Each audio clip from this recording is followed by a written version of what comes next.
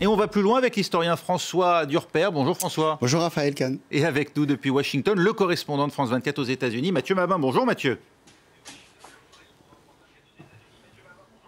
Bonjour à tous les deux. Et vous voyez un gros décalage avec Washington. C'était donc hier le point final de 6 semaines de débats qui ont tenu en haleine l'Amérique et une partie du monde via Internet et les réseaux sociaux. La retransmission en direct des audiences au procès Heard versus Depp marque un tournant dans l'actualité aux États-Unis et peut-être aussi dans la perception du mouvement MeToo. Au cœur des débats, l'actrice Amber Heard, reconnue coupable de diffamation, est condamnée à verser 10 millions de dollars de dommages et intérêts à son ex-époux, mondialement connu lui aussi, Johnny Depp. Il avait porté plainte après la publication d'une tribune dans le Washington Post, voilà 4 ans, dans laquelle la comédienne se disait victime de violences conjugales. Chacun avait reconnu Johnny Depp comme l'auteur de ces violences. Condamnation dans les deux sens, hein, François Durper, puisque Johnny Depp doit lui aussi des dommages et intérêts à Amber Heard pour des propos tenus par son avocat, mais d'un montant moindre, hein, on parle de 2 millions. Le jury a choisi son camp dans la guerre que se livrent les deux ex-époux. Oui, très clairement, les 2 millions, c'est pour dire on ne met pas tous nos œufs du même côté. Mais oui, le jury a choisi son camp. D'autant plus que c'est une surprise parce que Johnny Depp, il avait été débouté en Grande-Bretagne. Or, pour la diffamation, généralement, les Américains, ils vont du côté de la Grande-Bretagne parce qu'ils savent que c'est plus facile. Alors là, qu'est-ce qui s'est passé aux États-Unis? Il y a 3 choses. La première, c'est que c'est des jurés et pas un juge. La deuxième chose, c'est le talent des avocats de Johnny Depp qui ont utilisé une méthode qui s'appelle la méthode Darvo, qui en particulier consiste à deny, à nier, à attaquer, attaque, et reverse, à renverser la victime qui devient le coupable et le coupable qui devient la victime. La victime, c'est devenu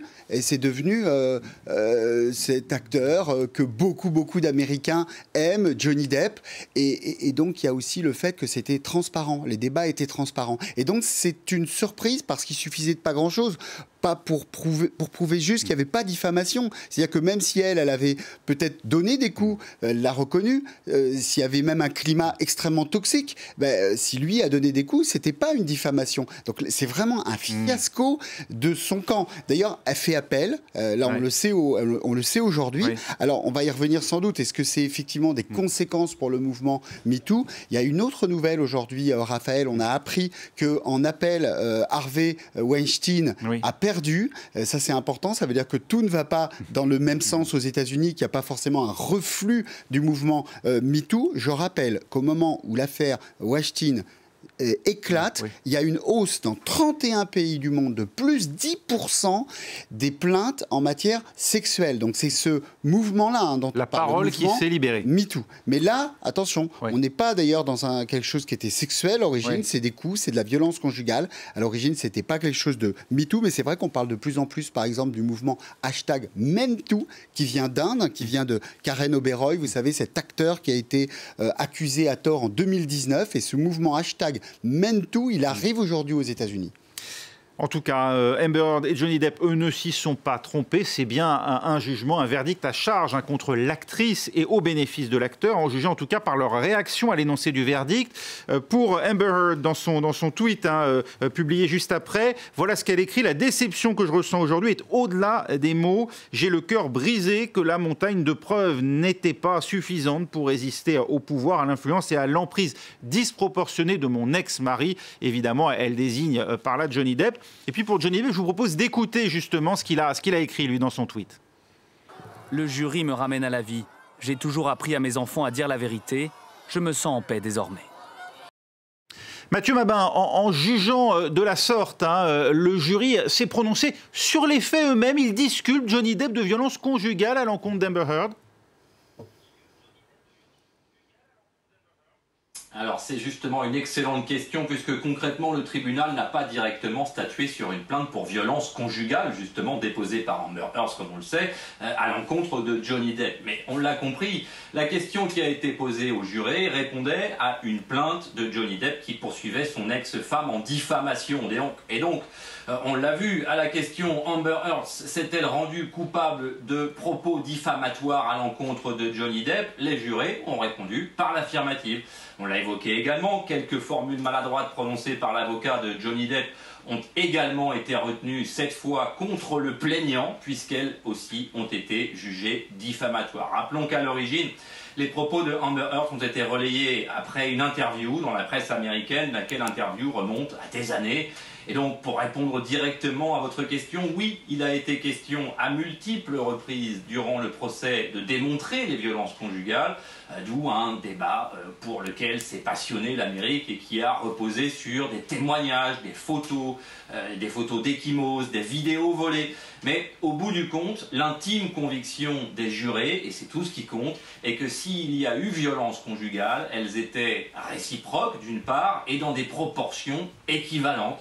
Mais que surtout, ni d'un côté ni de l'autre, suffisamment de preuves n'ont été apportées. Mais il faut rappeler que la justice américaine et la justice européenne s'expriment très différemment.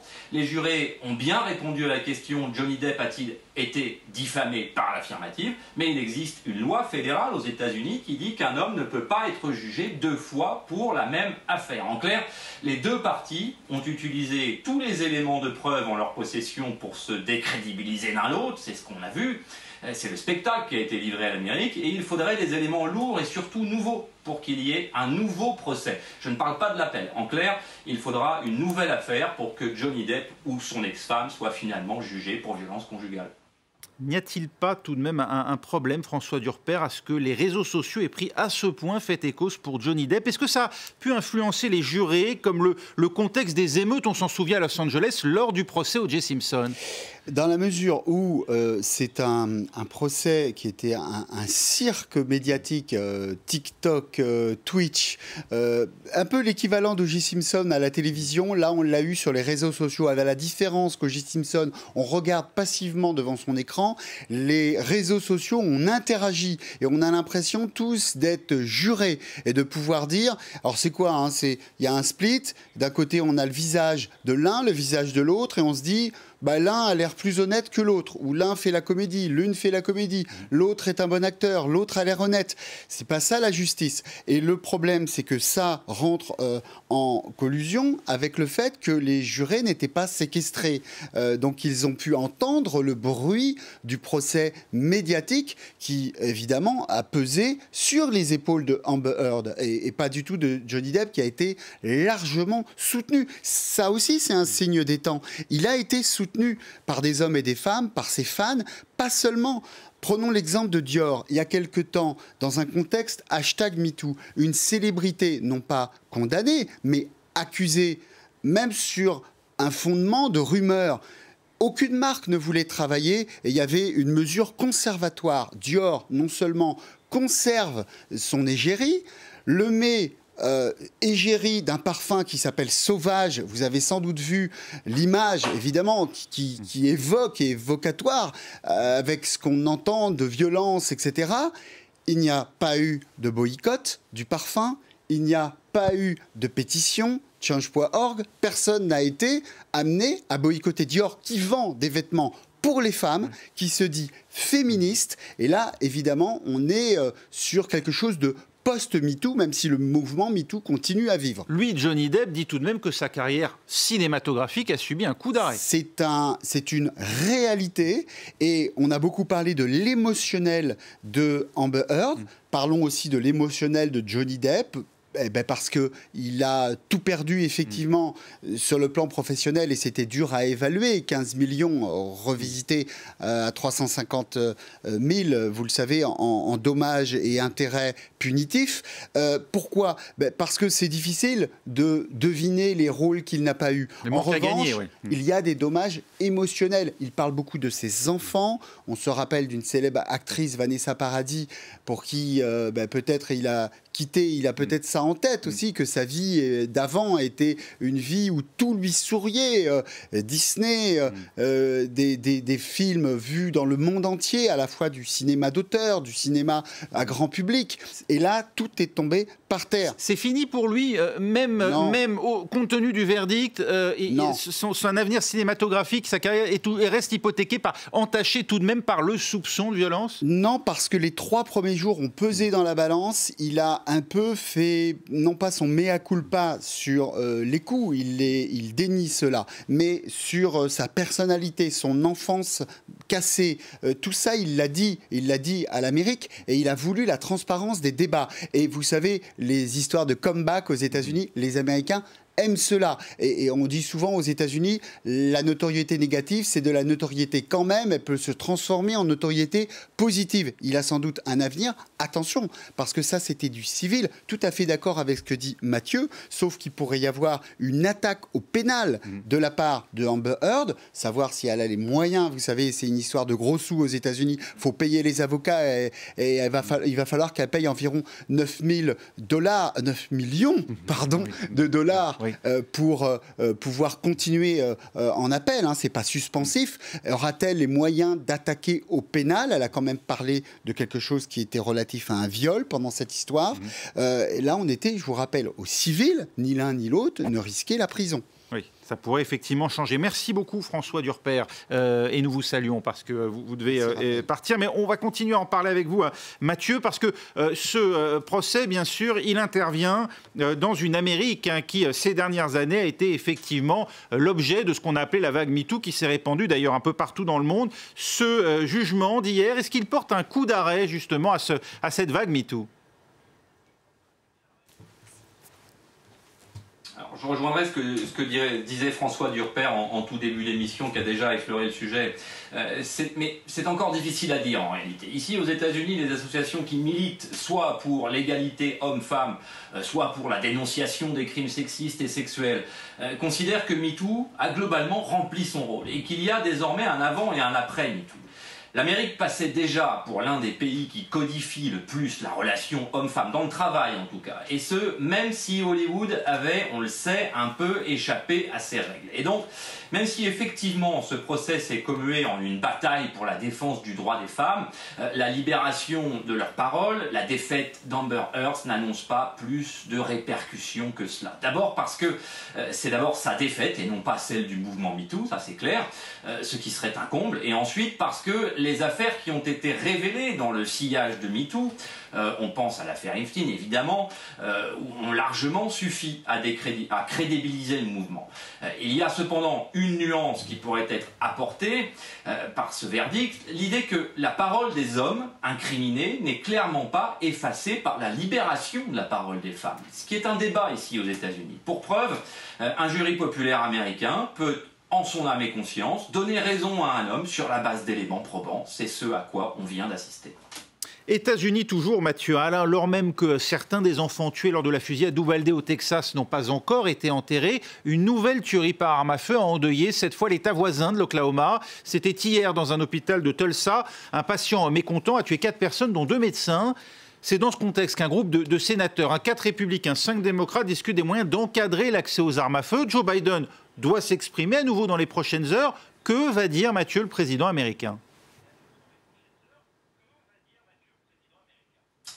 Alors d'abord, il y a un point important, c'est que toutes les victimes d'Uvalde n'ont pas été enterrées. 21 enterrements qui vont s'échelonner jusqu'au 15 juin, donc encore pour 2 bonnes semaines. Et donc, conformément à ses habitudes, Joe Biden ne va pas tout de suite quitter le registre compassionnel. C'est ça que ça veut dire.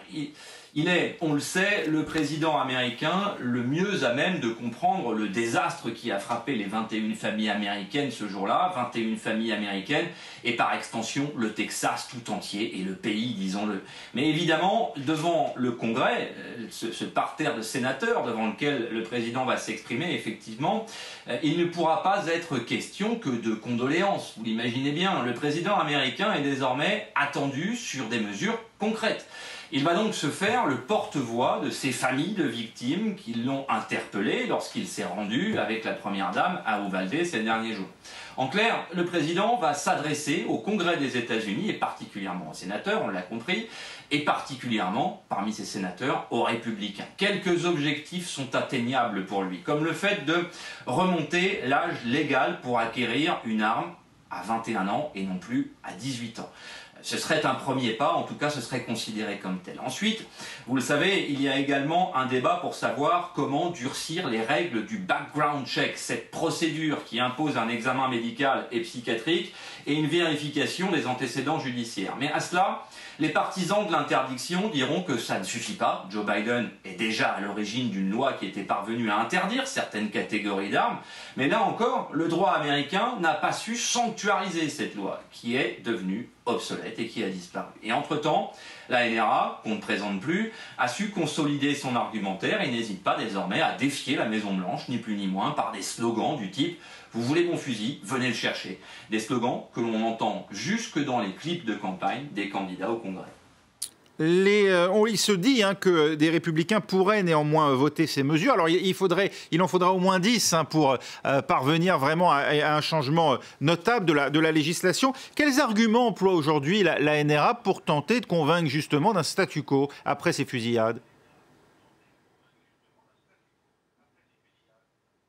Alors, vous avez parlé du sénateur démocrate Chris Murphy. J'ouvrirai juste une parenthèse sur lui. Il est le sénateur du Connecticut. Le Connecticut où résonne encore la tuerie de Sandy Hook en 2012. Vous savez, le sénateur Chris Murphy, c'est cet homme qui a pris la parole dans les minutes qui ont suivi l'annonce de la tuerie d'Uvalde. Il est donc particulièrement bien placé pour s'exprimer. La tuerie de Sandy Hook, un carnage encore plus atroce que celui d'Uvalde, on l'a dit, mais effectivement, il a face à lui des élus comme la sénatrice Susan Collins, républicaine, qui, elle, tranche avec les propos de la NRA. Vous connaissez l'argumentaire de la NRA. Ce puissant lobby des armes américain qui considère que la faute ne peut pas incomber aux armes elles-mêmes, mais bel et bien aux porteurs des armes, et qu'il n'est donc pas question de modifier la législation. Cette sénatrice Susan Collins, républicaine donc, qui effectivement confirme que quelques mesures pourraient être débattues sereinement entre sénateurs jusqu'à hypothétiquement voir le jour. La question des chargeurs à grande capacité notamment fait partie des sujets qui seront débattus. Mais si vous me permettez d'ouvrir une parenthèse, à chaque tuerie, et elles ont été nombreuses depuis depuis Uvalde, pardon, et donc elles ne sont pas dissuasives, à chaque tuerie, la question de la législation revient sur le terrain. Et devant les chiffres absolument astronomiques des morts par balle aux États-Unis, chaque année, cette question de la législation occulte de grandes réalités. Une écrasante majorité des morts par balle sont tués par des armes illégales, ce qui vient contredire la stratégie des démocrates d'aujourd'hui, voire par des armes fantômes. Vous savez, ces armes fabriquées à la maison par des imprimantes 3D. La législation ne résout donc pas le problème. Et ensuite, j'en terminerai par là. Comment ne pas parler de l'utopie d'exercer un contrôle total sur les armes si ce contrôle s'oppose, et c'est le cas, à la culture américaine et à l'identité même de l'Amérique. C'est l'une des grandes différences qui opposent l'Europe et les États-Unis. Dans l'imaginaire américain, ce pays est né en même temps que le Colt, et selon l'adage de l'inventeur du revolver, le Colt a rendu les hommes égaux. Merci Mathieu Mabin, c'est terminé pour On va plus loin. Merci d'avoir été avec nous depuis Washington avec, on l'a vu, François Durper dans le début de cette émission. Restez avec nous, on se retrouve dans 2 minutes pour un nouveau journal.